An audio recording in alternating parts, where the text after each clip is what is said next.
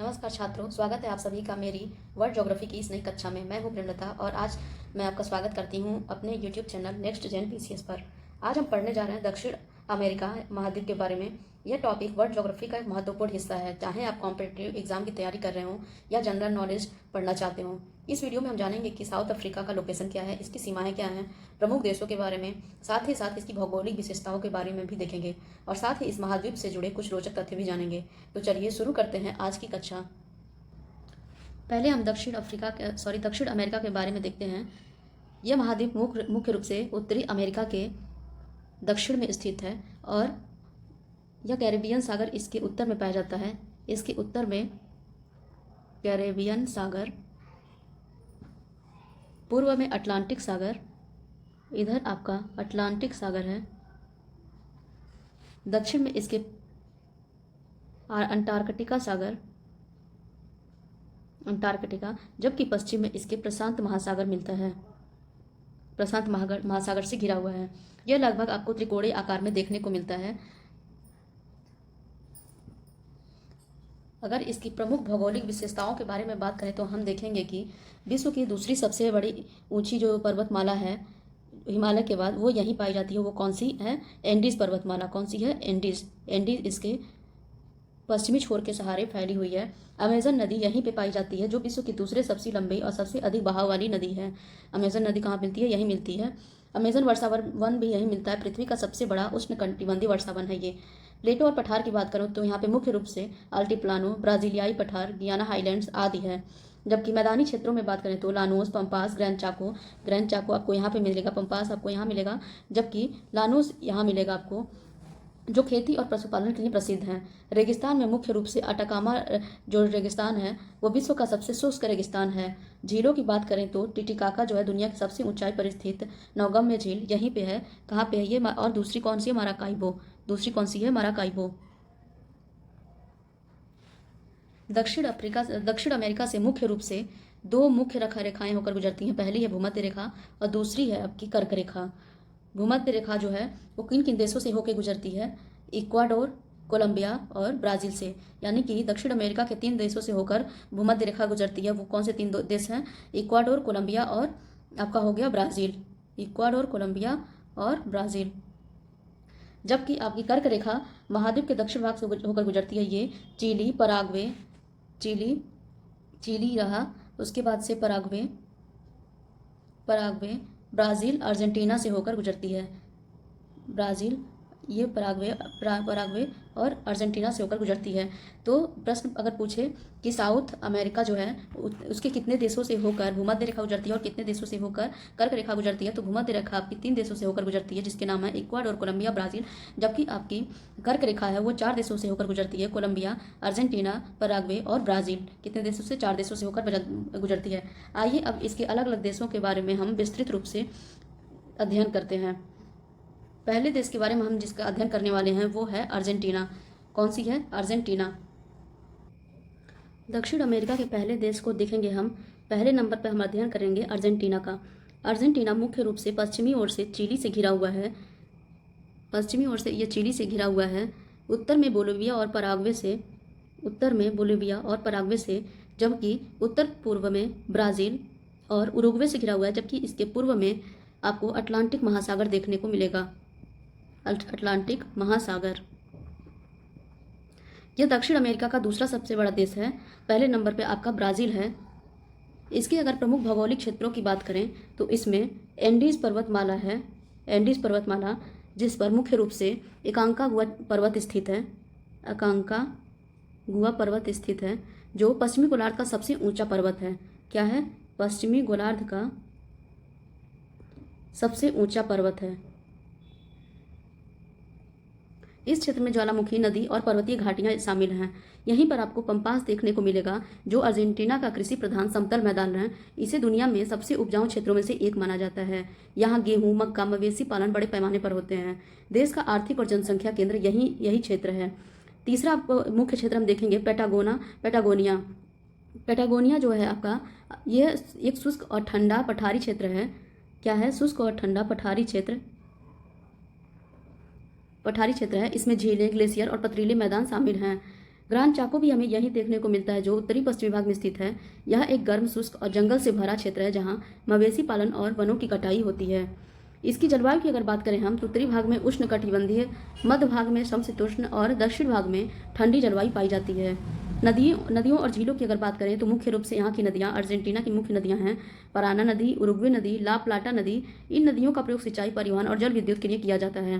प्राकृतिक संसाधनों की अगर बात करें तो अर्जेंटीना में तेल, प्राकृतिक गैस, तांबा, टीन, चूना पत्थर जैसे खनिज पाए जाते हैं। पम्पास क्षेत्र अनाज और मांस उत्पादन में अग्रणी है, जो इसका पम्पास क्षेत्र है। दोस्तों, अभी कुछ दिन पहले न्यूज में रहा पेरिटो मोरेनो ग्लेशियर यहीं पर अर्जेंटीना में ही स्थित है। पहले ये ग्लेशियर ज़्यादा इस पर प्रभाव नहीं था जलवायु परिवर्तन का, लेकिन वर्तमान समय में तापमान बढ़ने की वजह से ये भी पिघलना शुरू हो गया है। दक्षिण अमेरिका के अगले जिस देश के बारे में पढ़ने वाले हैं वो है हमारा बोलीविया। आपको देखने से ही स्पष्ट हो रहा होगा कि बोलीविया एक लैंडलॉक कंट्री है। लैंडलॉक कंट्री ऐसे देश को कहते हैं जो चारों तरफ से जमीन से घिरी हो या स्थल सीमा से घिरी हुई हो, या कहीं भी समुद्र को टच नहीं करती है, इसलिए इसको लैंडलॉक कंट्रीज कहते हैं। इसकी उत्तर पूर्व में ब्राज़ील, दक्षिण में पराग्वे और अर्जेंटीना, दक्षिण में पराग्वे इधर है और अर्जेंटीना, पश्चिम में चिली और पेरू, इन देशों से होकर घिरी हुई है। अक्सर एग्जाम में प्रश्न पूछ लिया जाता है कि दक्षिण अमेरिका के ऐसे देशों को बताइए जो लैंडलॉक हैं, तो हमारे दो ही ऐसे देश हैं दक्षिण अमेरिका में जो लैंडलॉक हैं।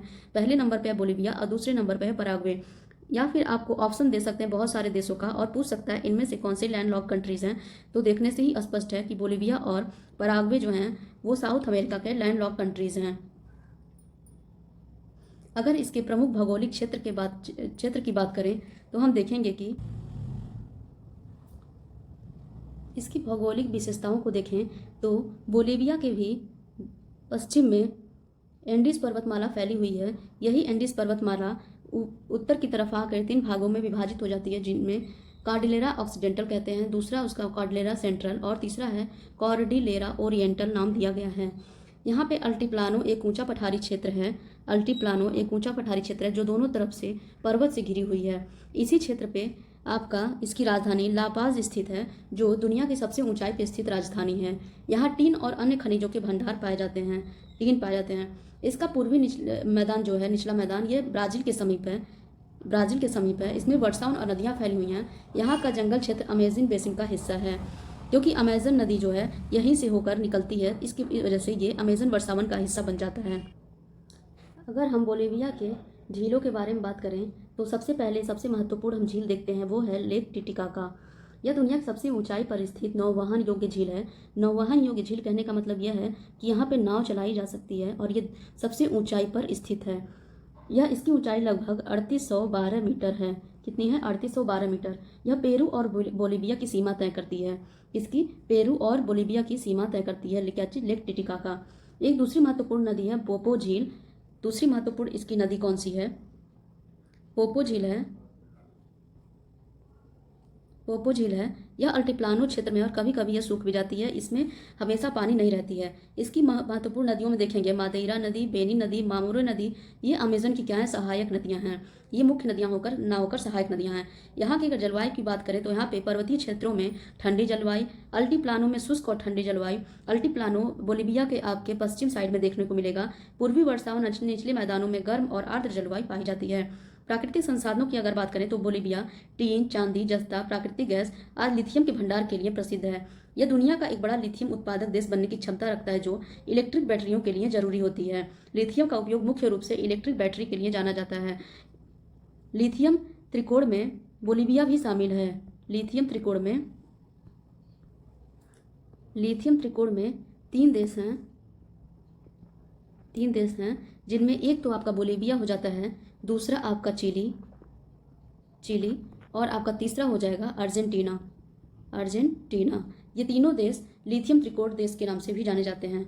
अगर हम बोलीविया में वनस्पति और जीव जंतुओं की बात करें तो वर्षावन में अमेज़न के अनगिनत पेड़ पौधे, जीव जंतु यहाँ मिलते हैं। ऊंचाई वाले क्षेत्रों में खास तरह की घास और झाड़ियाँ हमें देखने को मिलती हैं। अगला महत्वपूर्ण देश है और वो है ब्राज़ील। अब हम देखेंगे ब्राज़ील के बारे में। ब्राज़ील जो है दक्षिण अमेरिका की सबसे बड़ी देश है, और दूसरी बड़ी देश कौन सी थी आपकी? अर्जेंटीना। हम अर्जेंटीना बोलीविया को देख चुके हैं, अब हम देखेंगे ब्राज़ील के बारे में। ब्राज़ील किन देशों से घिरा है, कैसे घिरा है, कितने तरफ से सागर से घिरा है, इन सभी हम बातों को विस्तृत रूप से देखने का प्रयास करेंगे।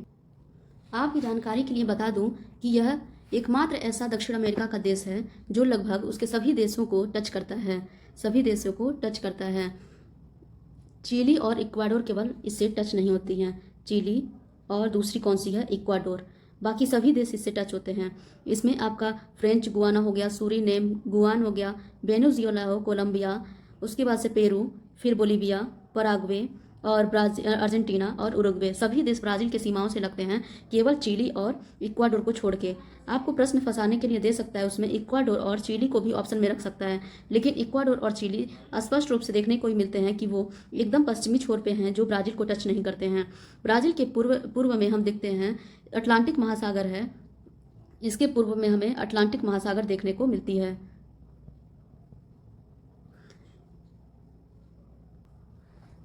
चूंकि ब्राज़ील का क्षेत्रफल काफ़ी विस्तृत है, इसलिए इसमें अमेज़न बेसिन अपना महत्वपूर्ण भूमिका निभाता है। ब्राज़ील का उत्तर और पश्चिमी हिस्सा अमेज़न नदी और उसकी सहायक नदियों के कारण बहुत ही उपजाऊ और जैव विविधता से महत्वपूर्ण है।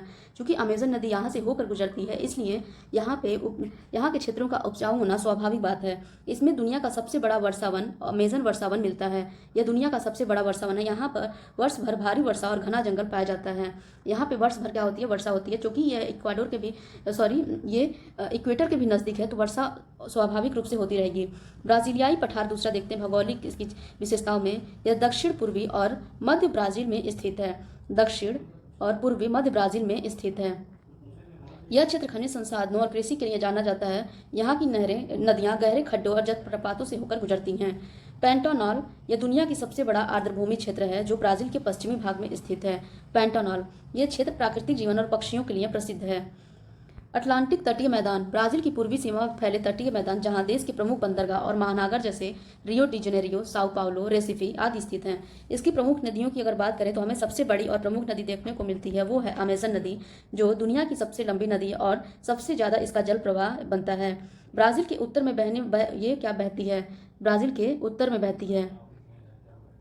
साओ फ्रांसिस्को, टोकेंसिस, पराना और उरुग्वे अन्य महत्वपूर्ण इसकी नदियां हैं। अगर इसकी जलवायु की बात करें तो उत्तर में आपका विषुवतीय जलवायु देखने को मिलेगा जो कि गर्म और आर्द्र होता है। मध्य में उष्णकटिबंधीय जलवायु देखने को मिलेगा। दक्षिण में समशीतोष्ण जलवायु, जबकि पूर्व दिशा में इसके अर्धशुष्क जलवायु देखने को मिलता है। इसकी प्राकृतिक संसाधनों की अगर बात करें तो ब्राज़ील खनिजों, जल, वन और कृषि उत्पादों से समृद्ध है। यह दुनिया के प्रमुख लोहा जैसे कि बॉक्साइट, मैग्नीज, कच्चे तेल उत्पादकों में से एक है। जल विद्युत उत्पादन में यह अग्रणी है, जैसे कि इटाइपू बांध से यहाँ पे जल विद्युत उत्पन्न की जाती है।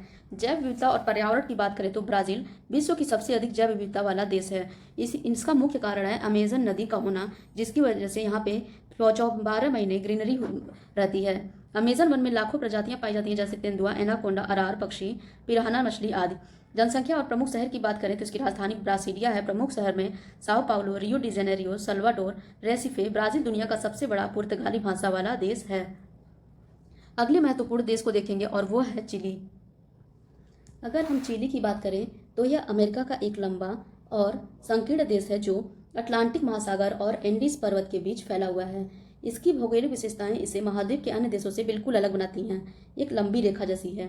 इसकी स्थिति और सीमाओं की अगर बात करें तो चिली दक्षिण अमेरिका के पश्चिमी तट पर स्थित है। कहाँ पे है? दक्षिण अमेरिका के पश्चिमी तट पर। उत्तर से दक्षिण तक इसकी लंबाई लगभग 4300 किलोमीटर है, जबकि पूर्व से पश्चिम तक इसकी चौड़ाई 180 किलोमीटर केवल है। इसकी चौड़ाई कम है जबकि लंबाई बहुत ज़्यादा है। अगर इसकी सीमाओं की बात करें तो उत्तर में यह पेरू से मिलती है, पूर्व में बोलीविया और अर्जेंटीना से, पश्चिम में यह प्रशांत महासागर से, जबकि दक्षिणी छोर में यह अंटार्कटिक महासागर से मिलती है। ध्यान दीजिएगा, ये जो है पराग्वे को टच नहीं करती है, ना उरुग्वे को, ना ब्राज़ील को। केवल किससे ये सीमा बनाती है? Peru, Bolivia, Argentina. केवल 3 देशों से चिली जो है अपनी सीमा बनाती है। इसके भौगोलिक क्षेत्र की अगर बात करें तो उत्तरी चिली, यहाँ अटाकामा रेगिस्तान है। दुनिया का सबसे सूखा रेगिस्तान इसे माना जाता है। यह खनिज संपदा से भरपूर जो जिसमें तांबा, लोहा, नाइट्रेट आदि पाए जाते हैं। यहाँ पे वर्षा बहुत ही कम होती है। आटाकामा मरुस्थल आपको दिखाते हैं। मैप में आप यहाँ पे आटाकामा मरुस्थल देख सकते हैं जो कर्क रेखा के काफ़ी नज़दीक है। कर्क रेखा के ये काफ़ी नज़दीक है। मध्य चिली की अगर बात करें, यह सबसे उपजाऊ और घनी आबादी वाला क्षेत्र है। यहाँ की जलवायु भूमध्य सागरीय प्रकार की है जो कि गर्म, शुष्क ग्रीष्म और ठंडी आर्द्र सर्दियाँ यहाँ पाई जाती हैं। यह क्षेत्र कृषि और अंगूर की खेती के लिए काफ़ी प्रसिद्ध है। दक्षिणी चिली की अगर बात करें तो पहाड़ी और झीलों वाला क्षेत्र है। यहाँ घने जंगल, झीलें और ज्वालामुखी पाई जाती हैं। यहाँ से दक्षिण की ओर जलवायु ठंडी और बर्फीली हो जाती है। पर्वत और पठार की बात करें तो एंडीज पर्वत चिली में पूर्वी सीमा पर फैली हुई है। इसके पूर्वी सीमा पर एंडीज पर्वत फैली हुई है। यहाँ कई सक्रिय ज्वालामुखी हैं जिसमें ओजेस डेल सलाडो यह दुनिया का सबसे ऊंचा सक्रिय ज्वालामुखी है। ओजेस डेल सलाडो यहीं पे कहीं स्थित है नीचे की तरफ। नदियाँ और झीलों की बात करें तो चिली में नदियाँ अधिकतर छोटी हैं और पश्चिम की ओर बहती हैं। ये कहाँ बहती हैं? पश्चिम की ओर बहती हैं। सॉरी दोस्तों, ओजेस डेल सलाडो यहाँ ना होकर बीच में कहीं है। इस मैप में स्पष्ट नहीं है। इसको आप अर्जेंटीना के मैप में देख सकते हैं। इसकी प्रमुख नदियों में माउले, बायो और लोआ नदियां हैं। झीलों वाला क्षेत्र दक्षिणी चिली में फैला है, जैसे लगे लानोक्विहू। जलवायु अगर इसकी जलवायु की बात करें तो यह उत्तर में अत्यंत शुष्क है क्योंकि यहाँ पे आटाकामा रेगिस्तान है जो हवाओं को रोक लेता है और बारिश नहीं होने देता है। मध्य में इसकी भूमध्य सागरीय जलवायु, जबकि दक्षिण में ठंडी बरसाती और बर्फबारी जलवायु पाई जाती है। इसकी प्राकृतिक संसाधनों की अगर बात करें तो चिली जो है विश्व का सबसे बड़ा तांबा उत्पादक क्षेत्र है। अन्य संसाधनों में लोहा, नाइट्रेट, मछली, लकड़ी, जल विद्युत क्षमता इसकी ज़्यादा है। इसकी प्रमुख शहर की अगर बात करें तो सैंटियागो राजधानी इसकी है और सबसे बड़ा शहर भी है जो आर्थिक और सांस्कृतिक केंद्र है। वाल्पाराइसो, कॉन्सेप्सियोन, एंटोफागास्टा, अरिका अन्य प्रमुख इसके शहर हैं। द्वीप और विशेषताओं की बात करें तो ईस्टर द्वीप यही पाई जाती है चिली में, जो कि प्रशांत महासागर में स्थित है। यह अपने विशाल मूर्तियों के लिए प्रसिद्ध है। चिली तटीय द्वीपों और फियोर्डो के लिए भी जाना जाता है। फियोर्ड क्या होता है इसे समझिए। फियोर्ड एक प्राकृतिक घाटी होती है जो बहुत गहरी, लंबी और संकरी होती है। इसमें समुद्र का पानी भरा होता है और इसके दोनों ओर ऊंचे ऊंचे पहाड़ होते हैं। ये देखने में ऐसा लगता है जैसे समुद्र ने पहाड़ों के बीच घुसकर एक संकरी नदी बना ली हो, लेकिन असल में ये ग्लेशियर के कारण बनी होती हैं। आज की क्लास में साउथ अमेरिका के अंतिम देश को देखेंगे और वो है कोलंबिया। कोलंबिया दक्षिण अमेरिका का एकमात्र ऐसा देश है जिसकी दोनों तटरेखाएं दो महासागरों से मिलती हैं।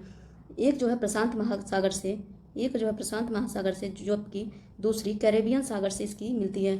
यह उत्तर में कैरेबियन सागर, पश्चिम में पनामा और प्रशांत